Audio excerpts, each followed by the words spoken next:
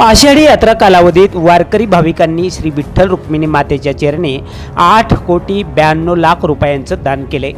तसेच सोन्या चांदीचे दागिने अर्पण केले असून मंदिर समितीला लाडू प्रसाद देणगी, भक्तनिवास, हुंडीपेटी, श्रींच्या चरणाजवळ आदी विविध देणग्यांच्या माध्यमातून उत्पन्न मिळाल्याची माहिती मंदिर समितीचे सह अध्यक्ष गहिनीनाथ महाराज औशेकर यांनी दिले।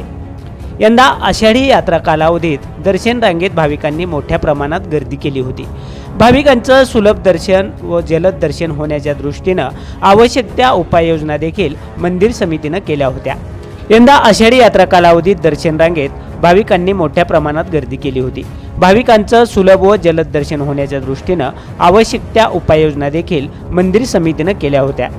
दिनांक 15 जुलै ते दिनांक 29 जुलै या कालावधीत भाविकांनी श्रींच्या चरणाजवळ 71,44,078 रुपये, 2,93,97,076 रुपये देणगी, 83,47,000 रुपये लाडू प्रसाद विक्री, 46,31,103 रुपये भक्तनिवास, 2,40,32,402 रुपये हुंडीपेटी, 15,27,443 रुपये परिवार देवता, तसेच 96,72,937 रुपये सोने चांदी अर्पण केलेत। तसेच अगरबत्ती, चंदन खोड, चंदन पावडर, महावस्त्रे, फोटो, मोबाईल लॉकर आदी माध्यमातून 45,20,439 इतकं उत्पन्न मंदिर समितीला प्राप्त झाले।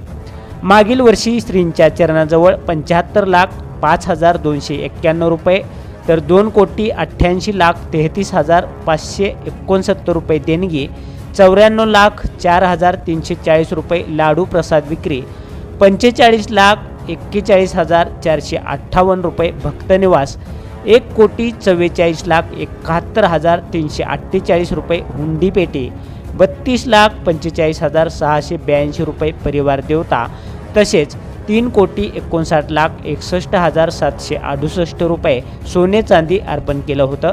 तसेच अगरबत्ती, चंदन खोड, चंदन पावडर, महावस्त्रे, फोटो, मोबाईल लॉकर आदी माध्यमातून 12,45,075 रुपये व 3 इलेक्ट्रिक रिक्षा बसचे एकूण 32 लाख रुपये इतकं उत्पन्न प्राप्त झालं होतं। सन 2025च्या आषाढी यात्रेत रुपये 10,84,08,531 व या वर्षीच्या यात्रेत 8,92,72,478 रुपये इतके उत्पन्न प्राप्त झाले असून मागील यात्रेच्या तुलनेत या वर्षीच्या आषाढी वारीत 1,91,36,053 रुपये एवढी घट झाल्याचं दिसून येत आहे। या मिळालेल्या दानातून श्री विठ्ठल रुक्मिणी मातेच्या दर्शनासाठी येणाऱ्या वारकरी भाविकांना पुरेशा प्रमाणात सोयीसुविधा उपलब्ध करून देण्याचा मंदिर समितीचा प्रयत्न राहील, असं व्यवस्थापक प्रवीण कुमार घम यांनी सांगितले।